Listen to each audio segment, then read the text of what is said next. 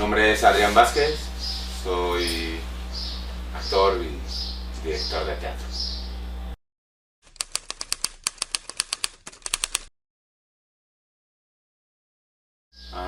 Digamos que en el estricto nombre de unipersonal he hecho 4, son Los días de Carlitos, no fue precisamente Bernardet, Anécdotas de un hombre indecente y El hijo de mi padre. Pero además también he trabajado como autor y director de un unipersonal que se llama Tonta, y pues son los que tengo.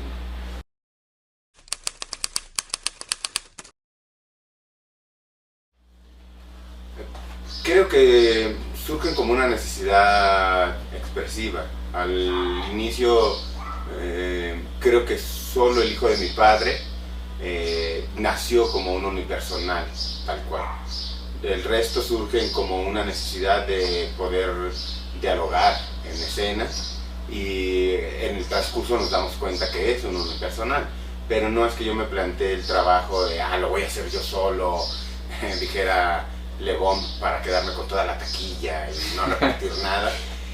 No, Los días de Carlitos, y no fue precisamente Bernardet, surgieron como un ejercicio escénico para una clase dentro de la licenciatura en la Universidad Veracruzana, y poco a poco se fueron, esta pequeña obrita que la contaba yo sola, poco a poco se fue delineando como un trabajo unipersonal. En El hijo de mi padre, el programa de, ¿cómo se llama? Sala de urgencias, que tenía Laboratorio 13 de Alfonso Cárcamo, ellos me llamaron para hacer un unipersonal, para poder corroborar con público cómo se construía un unipersonal. Entonces, igual Tonta, me llamó Arlet Gamino para hacerle yo la dramaturgia y la dirección de un trabajo unipersonal. Pero creo que en este caso el unipersonal es una obra de teatro completa, y simplemente surge de una necesidad diferente, de una necesidad expresiva distinta.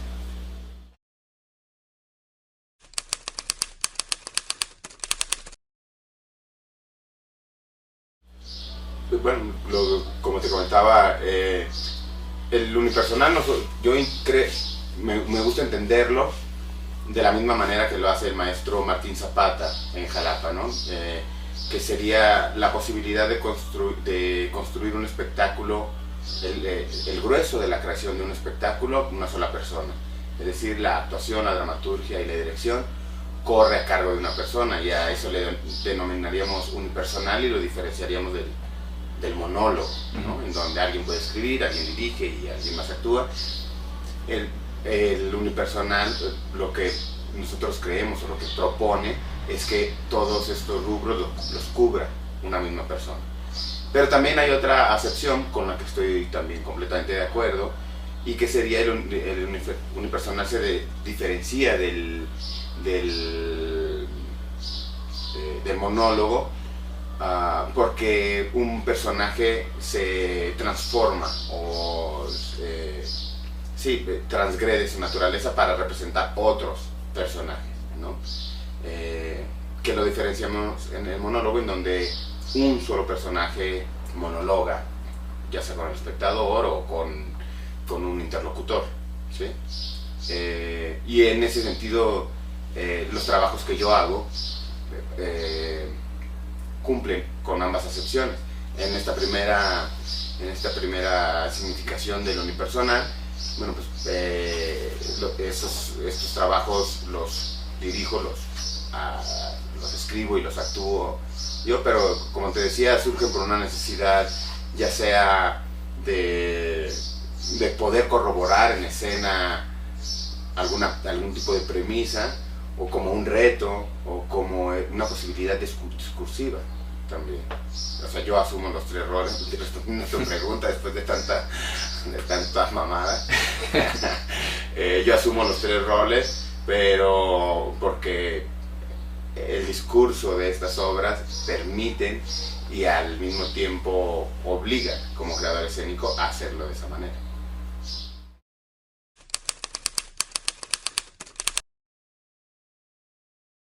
eh, indefectiblemente en un asistente. O sea, siempre tiene que haber un ojo externo para poder corroborar que esta vida interior que uno propone sea reflejada en el otro, ¿no? Que es para quien está dirigido toda la obra, todo el teatro. Entonces hay siempre conmigo un asistente y intento ver si la obra me van definiendo qué es lo que necesita.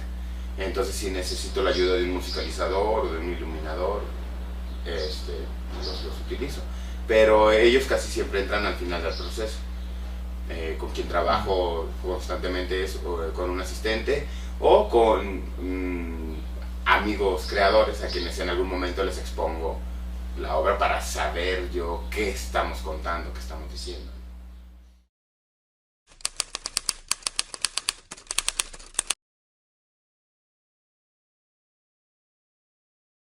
Sí, bueno, creo que autorreferenciar escénicamente,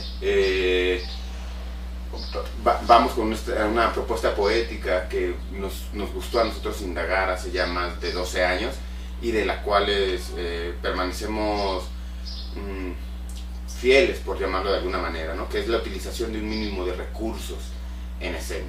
El exponer al actor a que sea él, su imaginario y su voz quienes nos cuenten una historia. Entonces, en los espectáculos unipersonales que yo monto, carecemos prácticamente de escenografía. La iluminación termina siendo algo muy sencillo, algo que nos defina casi a manera de esbozo. Esto es un espacio, esto es otro espacio, ¿no? Porque nos gusta tener al actor ahí, a veces casi desnudo, contando la historia. Creo que esa es como una medida recurrente dentro de los espectáculos unipersonales que yo monto, ¿no? Pero como te comento, tiene que ver con una propuesta poética, con un establecer como eje del drama la actoralidad. Como autorreferenciales de vida, creo que sí hay mucho de anécdotas personales que se incluyen para potencializar la ficción. Yo no creo, pero esa es una postura muy personal. Yo no me gusta creer en el teatro como una posibilidad autobiográfica. Siempre cuando doy talleres intento hacerles ver a los alumnos que generalmente nuestras vidas, por mucho que las queramos, no son tan interesantes. Por eso hacemos teatro, ¿no? Entonces, pero que sí podemos utilizar algunos aspectos para potencializar la ficción. Y en ese sentido, las obras que yo hago, no solamente los unipersonales, todas, sí tienen una gran carga autobiográfica, pero llevada a la ficción, ficcionalizada, que permita prácticamente perderse en la ficción, que uno llegue incluso a desconocer esto lo viví o esto lo creé, ¿no? Sin embargo, no sé, pienso que es esta posibilidad de darle carne, darle sangre a la historia, de hacerla, no sé, realmente entrañable. Por eso quizá estos aspectos autobiográficos que uno utiliza tendrán que ser muy selectivos y muy potentes, si no, no tienen razón de ser.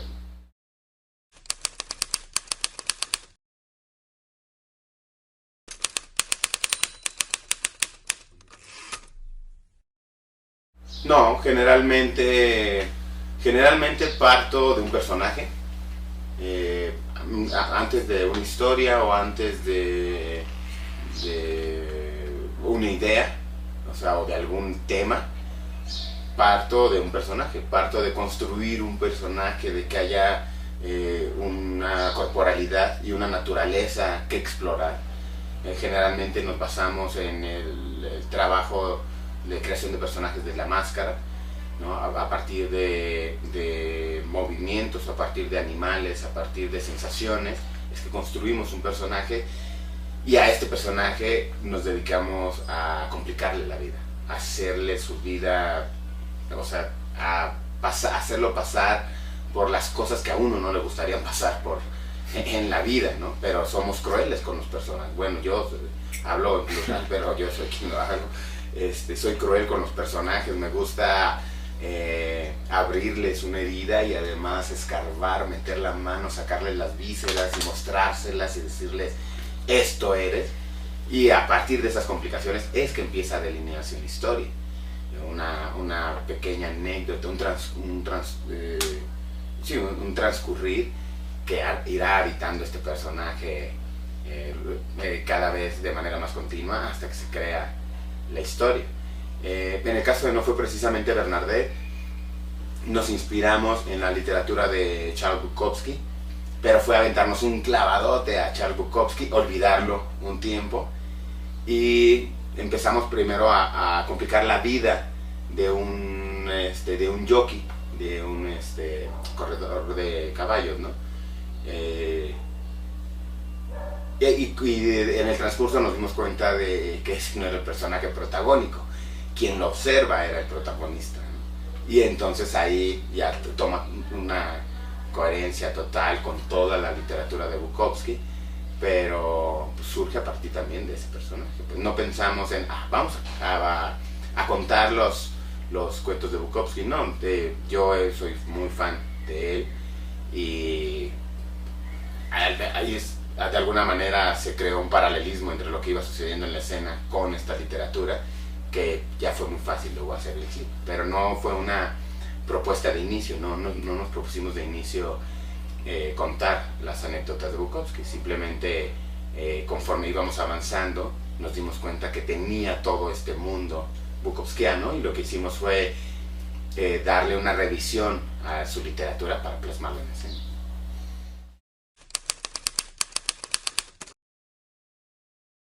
Sí, el texto se va creando durante el montaje, tanto en El hijo de mi padre como en Los días de Carlitos, a fuerza de repetirlo, a fuerza de hacerlo, de contarlo, es que se delinea el texto. El texto yo no, tanto del hijo de mi padre como de las tres obras, no lo escribo hasta como, no sé, a las 50 funciones. Los escribí porque Boris Schoeman me los pidió para editarlos, para publicarlos. Si no, no los tuviera escritos. A partir de que él me los solicita es que me pongo a escribirlos, pero las obras ya funcionaban. Una ya llevaba 7 años, la otra ya llevaba 1 año de función. Se construyen a fuerza de hacerlos. Al principio, entre la primera función y la segunda función, bueno, el texto puede variar bastante, aunque la anécdota y el tema ahí estén, pero a fuerza de repetirlo es que se delinea. Así es como trabajo yo.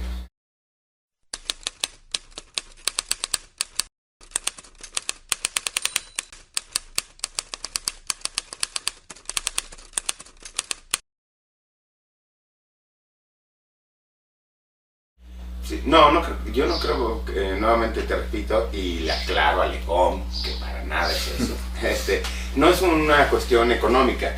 Digo, lo que mucha gente me cuestiona en los talleres, y tiene razón, o sea, tienen razón en el sentido que dicen, es que es mucho más fácil moverte tú solo, ¿no?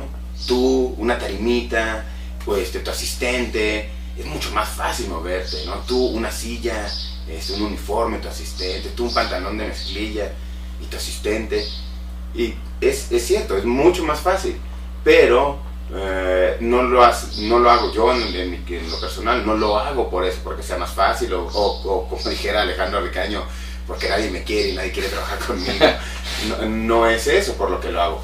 Estos trabajos surgen por una necesidad personal, una necesidad de estar en escena, de probar, de corroborar.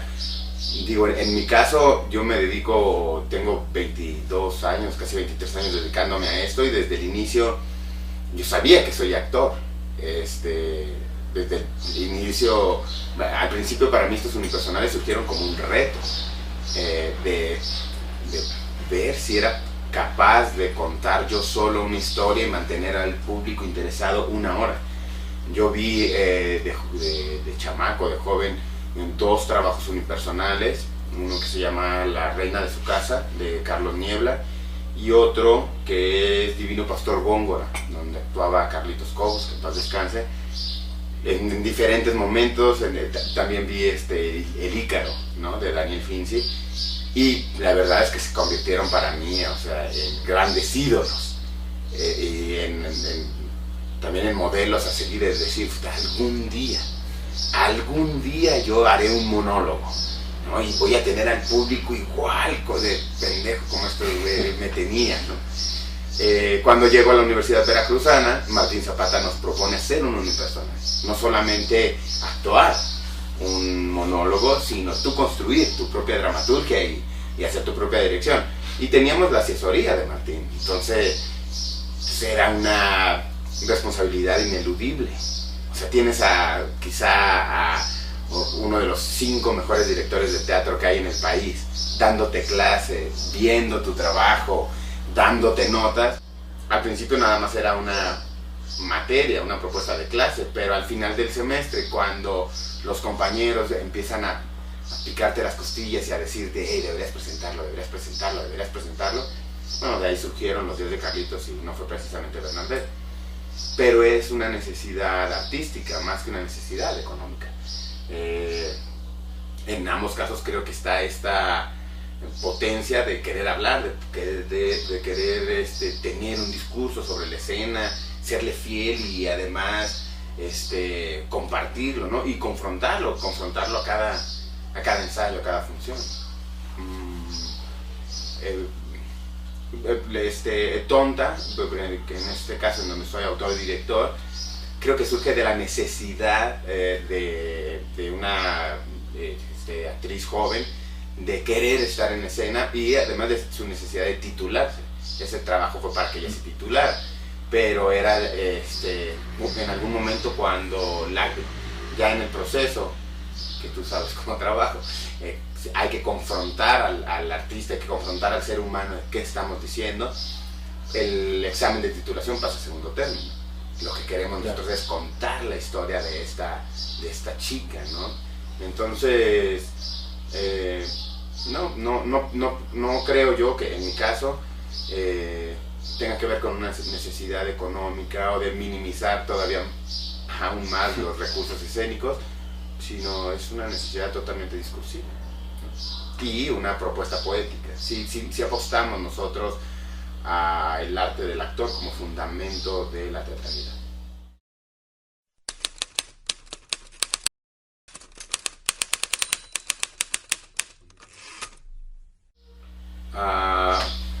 Creo que siempre en todos los talleres, y no es payasada, lo digo de todo corazón, siempre es halagador ser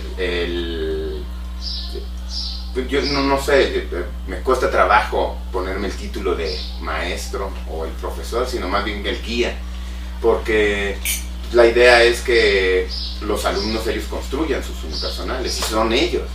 Decir que, me llena la boca de orgullo decir que de estos talleres han surgido algunas propuestas de unipersonales que luego los actores, o creadores escénicos, construye ya en su soledad o con su equipo de trabajo los unipersonales, pero decir que de ahí surgió la idea, o de ahí surgieron las pautas que posibilitaron estos trabajos, que creo que hay como unos 6, 7 en la República, me llena de orgullo. Pero tengo que ser también muy honesto conmigo, a lo mejor es un falso orgullo, porque el trabajo es de ellos. Entonces estos talleres nada más fueron una guía, y es muy halagador ver cómo hay quienes sí se echan un clavado para intentar construir un discurso personal escénico. Entonces, el trabajo que yo hago es simplemente facilitar las herramientas, ¿no?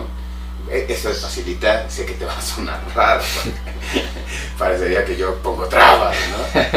Pero creo que es como el empuje. Mi taller es como un catalizador que hace que el trabajo adquiera una velocidad diferente a con la cual llegan, ¿no? los alumnos, los actores.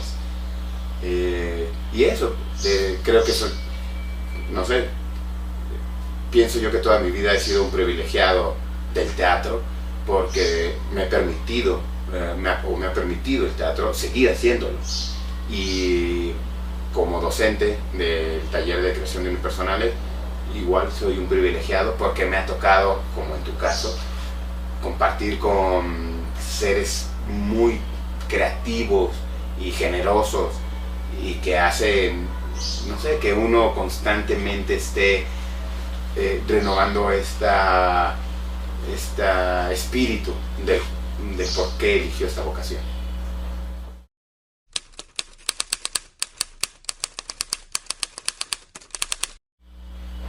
Creo que se escucha más, ¿no? El título de unipersonal. No sé, yo veo algunos y trato de encontrar por qué le llama unipersonal o esa persona a qué se refiere, porque evidentemente es un monólogo. Y mucha gente nos pregunta a nosotros, ¿por qué le llamas unipersonal si el tuyo es un monólogo? Pero intentamos nosotros diferenciar el monólogo del unipersonal, no por pensar que el monólogo es algo peyorativo, ¿no? Sino porque creemos que tendríamos nosotros como gente de teatro establecer unos parámetros para el público, que sepa con qué se va a enfrentar cuando le hablamos de monólogo o cuando le hablamos de unipersonal. Últimamente creo que hay muchos títulos, a lo mejor suena mejor unipersonal que monólogo, pero pues no, pienso que siempre han existido, no creo que haya una proliferación. Pienso que eso, qué padre, qué bueno que existan, qué bueno que el actor se dé cada vez más cuenta que en él existen estas posibilidades creativas. Cuando doy clases en universidades o alumnos recién egresados de universidades o de licenciaturas, me conmueve de cierta manera el escuchar que dicen, es que no tengo con quién trabajar. Te tienes a ti, ¿no? O sea, te veo completo, no te falta algo, no tienes algún padecimiento que te imposibilite, te tienes a ti. Es cosa de que quieras trabajar, ¿no? Es cosa de que tú te digas, ok, empecemos, trabajamos, ¿no? Eso, y es decir, las personas que entran al taller que yo ofrezco y que al final salen entusiasmados en querer trabajar consigo mismos, pues es halagador, ¿no?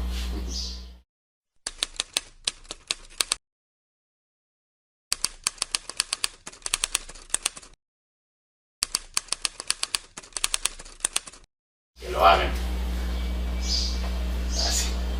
Pues no hay de otra. O sea, que lo hagan y que lo confronten. Que lo hagan y que constantemente lo estén corroborando con alguien más, se lo estén presentando a diferentes personas. No, creo que no hay de otra.